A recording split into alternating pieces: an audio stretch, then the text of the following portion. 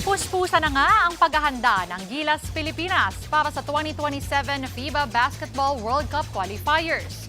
Live mula sa Philoil Arena sa San Juan, nasa frontline ng balitang yan si Ian Suyu. Ian, anong mga aktibidad ng Gilas dyan ngayong gabi?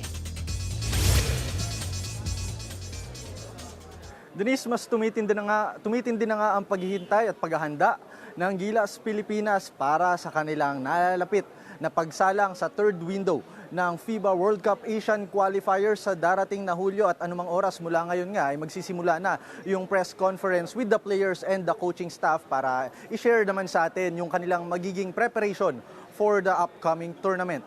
Matapos nga ang naging winless campaign noong second window, back to the drawing board na ang ating mga pambato para sa pagnanais na mapaganda ang record patungo sa next round ng qualifiers.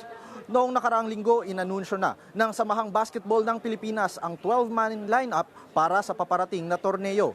Sa pangungunayan syempre ni Noy P. Justin Brownlee, muling sasalang ang kombinasyon ng mga veterano at mga batang players kagaya ni Troy Rosario, Dwight Ramos, EJ Edu, pati na rin sina Kevin Kiambao, Carl Tamayo at Junmar Fajardo. Samantala, papalitan ni Juan Gomez de Liaño si Scotty Thompson na may iniindang injury. Makakasama niya sa guard position sina Chris Newsome at RJ Abarrientos. Magbabalik naman si Justin Baltazar para palakasin ang ating wing, habang si big man Mike Phillips naman ang latest addition sa lineup. Sa ngayon, nasa third place tayo ng Group A, kung saan bit-bit natin ang 2-2 win-loss record kasama ang New Zealand. Kasalukuyan namang spotless o wala pang talo ang powerhouse Australia in 4 games.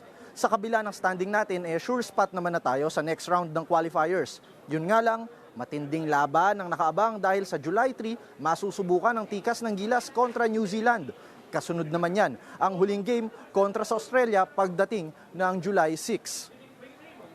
Kahit nga abante na tayo, Denise, to the next round, kailangan pa rin nating makakubra ng mga panalo dahil better record means better match-up pagdating ng next round nitong torneo na ito. At nakakatanggap din tayo ng ulat kanina na pagdating ng 8 p.m. Nakatagda rin magsagawa ng open practice yung mga players ng Gilas, kung saan makikita nga natin kung kamusta yung kanilang team chemistry at ano yung mga strategies nila na posibleng ipakita at aasahan sa paparating na laban nila.